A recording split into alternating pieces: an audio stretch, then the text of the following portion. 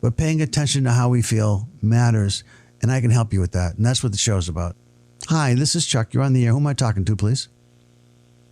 Hi there, this is Mike. Hi, Mike. How you doing? I'm good. So basically what's going on is I run my own small law practice for 21 years, and it's been successful pretty much, but whenever I have slow times, I really, really stress out, and it usually gets busy, but lately the slow times is just making me very, very anxious, and I ruminate about what happens if everything just disappears all of a sudden, all my clients and the work coming in. And I mean, I've been successful 21 years and it should remain successful, but I guess in the back of my mind, I worry about, well, maybe AI is going to steal all my clients. Maybe my competitors know about AI and they're knowing something I don't. So it's all going to dry up. So that's kind of a stress I'm dealing with right now. So, Mike, I don't know that you know this, but you may already, that you're certainly not alone in this. And do you get that part of it? Yes.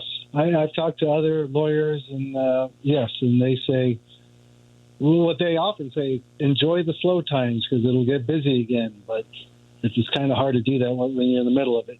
What have you already tried? Because you've been dealing with this for a long time, and I'm sure you've gotten lots of advice over the years, and you've had some things that you've tried. Has anything ever worked for you? All that comes to mind is when I talked to the therapist before, and we were doing cognitive behavioral therapy. That seemed to help. Kind of, looking at what I'm fearful of, and then kind of realizing it's kind of a far-fetched fear. It wasn't a fear that was very rational. I used to drink a lot, but I quit drinking 24 years ago. Okay, and I don't recommend going back to that, but No. But what I do want you to think a little bit about is you were able to use cognitive behavior therapy, and that helped you to manage this by looking at the fears as being fears that were somewhat real but not likely, and somehow whatever you were saying to yourself, which is what cognitive behavior therapy helps you with, was something that was useful to you in a way that moved you from being so anxious to letting go of the anxiety somewhat. I mean, it's still going to be anxious when you don't have business and you want business. Everybody feels that. Anxiety is sometimes fuels you to work harder, to market more, to learn. Let's say you talked about artificial intelligence. Well, if I'm worried about what other lawyers are doing about it, then maybe one of the things that I do to offset the anxiety is to start learning more about it. Start seeing if there's anybody offering programs about how lawyers are beginning to use artificial intelligence. And rather than worry about what your peers or your other competitors might be feeling or learning about these things, you start learning. And you realize we're at the beginning stages. And yes, there are some things that could be very helpful. Well, some of the note-taking, some of the summarization, some of the research perhaps. One of the things that people have done when they're anxious about something is to dive into it. Don't be afraid of it. Learn about it. That's just one thing. Does that make any sense? It does.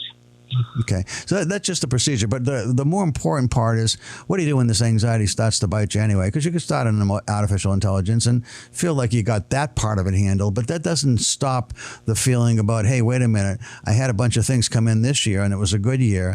I don't know that I'm going to have it next year. Let me tell you a bit about how this roadmap concept works. When I think about any feeling that I have that's unwanted and not helpful, and as I said, anxiety to a degree is helpful. It tells us to start doing things to make sure that we're doing the things that we can control. But the things that are out of our control, that's a different story. And then the anxiety can build up more and more and more and more until it's overwhelming and incapacitating to a degree. And when you're in a good state emotionally with your business, what replaces the anxiety? What do you feel instead? What would be more ideal to feel? When I have plenty of work, I feel like I'm a success, and all the marketing and networking is working, and work is coming in, and this is kind of what I dreamed of, and it's great. And I have maybe a lot less anxiety about how to get all the work done, but it's a better type of anxiety, just trying to organize my time. But it's like, yeah, I did it. I created this business and it's working, and it's a good feeling. So, Michael, instead of feeling anxious, you want to feel successful. That was the feeling I heard in that. That sound right? Sure. Okay. Yes. And part of successful feels confident and competent that you've got the skill set and the ability to make that happen. So I see those as kind of tied together with success. Ring true for you as well? Yes. Okay. Yes, it does. So one of the things that I think that's useful is then asking yourself, what would it take right now, today, starting today, for you to begin to feel more successful? Sure.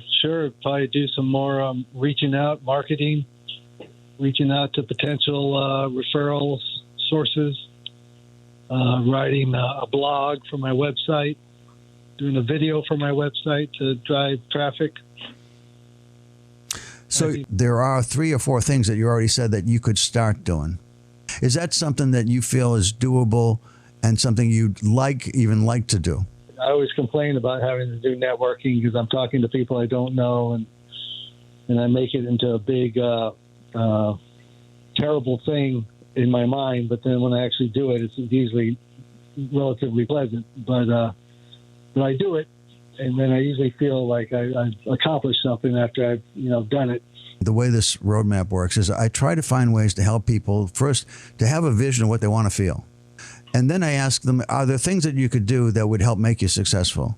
And you said, yes, there are. And there are things that you'd like that that will make you feel better if you start doing them. But then you said there's some obstacles in the way of that. And that's the Right. introversion and the feelings of this is a new person, I don't know him, etc.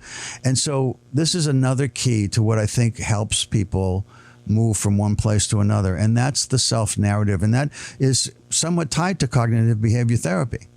It's when you start to feel the way you feel and you know how you want to feel, is there something that you can say to yourself? Is there some narrative? And I could tell you what to say, but it really has to come from you.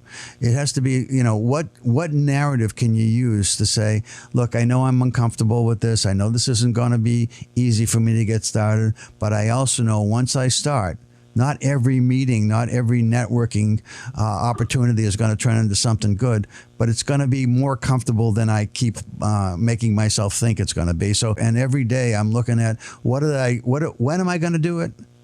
What did I get done?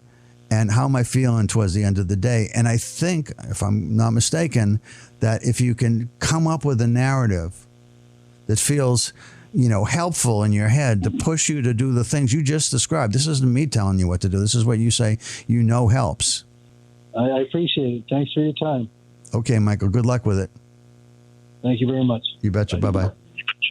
So that's how the show works, everybody. Thanks for the call, Michael, and I hope it actually does work for you. And honestly, it has the elements that it can work, because when you've been successful in the past, when you had something that helped, but you got away from it, then you want to figure out how do you get back to it. If you know what the narrative needs to be, what I find with narratives, self-narratives, is that, hey, I think I know what to say to myself, and then it doesn't always work the way I think it's going to work. But I'm going to keep working at it because I feel like I'm on the right track and the trend is right, and it's helpful to keep moving in a certain direction that's going to make me feel better, be better, do better.